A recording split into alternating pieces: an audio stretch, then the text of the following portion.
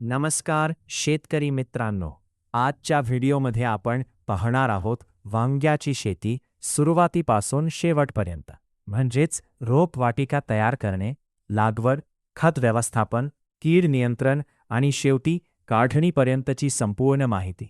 जर तुम्ही ही शेती योग्य पद्धतीने केली तर कमी खर्चात चांगला नफा नक्की मिळवू शकता. चला तर मग सुरुवात करूया. सर्वप्रथम आपण पाहूया बियाण्याची निवड. वांग्याची शेती करताना चांगल्या दर्जाचे आणि रोगप्रतिकारक बियाणं निवडणं खूप महत्त्वाचं आहे. बाजारात अनेक प्रकारच्या वांग्याच्या जाती उपलब्ध आहेत. गोल, लांब, जांभळं, हिरवं अशा विविध प्रकारांमध्ये तुम्ही तुमच्या बाजारपेठेनुसार निवड करू शकता. आता पाहूया रोपवाटिका कशी तयार करायची. रोपवाटिकेसाठी चांगली सुपीक जमीन निवडा. जमीन नीट भुसभुशीत करून घ्या आणि त्यात शेणखत मिसळा. बियाणं पेरल्यानंतर हलकं पाणी द्या. साधारण 25 ते 30 दिवसांत रोपण लागवडीसाठी तयार होतात. आता शेताची तयारी करूया. शेताची 2 ते 3 वेळा नांगरणी करा. त्यामध्ये कुजलेलं शेणखत किंवा कंपोस्ट टाका. जमीन भुसभुशीत आणि पाण्याचा निचरा होईल अशी तयार करा. यानंतर येते लागवड. रोपण तयार झाल्यावर ती शेतात लावा.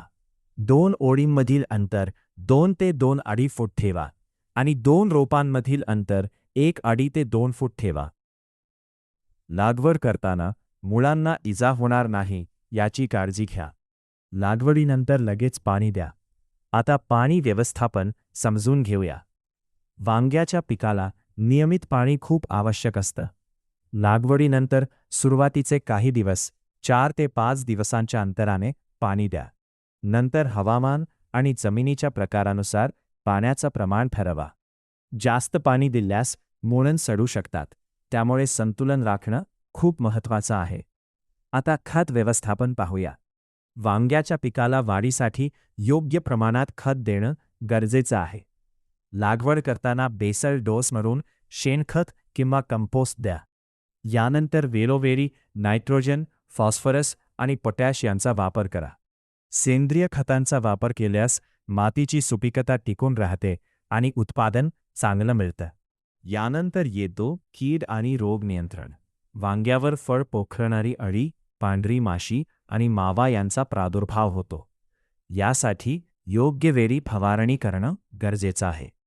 सेंद्रिय उपाय जसे की नीम तेलाचा वापर केल्यास कीड नियंत्रण चांगला होतं. आता फुलधारणा आणि फळधारणा. लागवडीनंतर साधारण 40 ते 50 दिवसांनी झाडावर फुलं येऊ लागतात. फुलांपासून हळूहळू फळ तयार होतं आणि त्याची वाढ सुरू होते. या काळात पाणी आणि खत व्यवस्थापन नीट केल्यास फळांची गुणवत्ता चांगली मिळते. आता सर्वात महत्त्वाचा भाग, काढणी.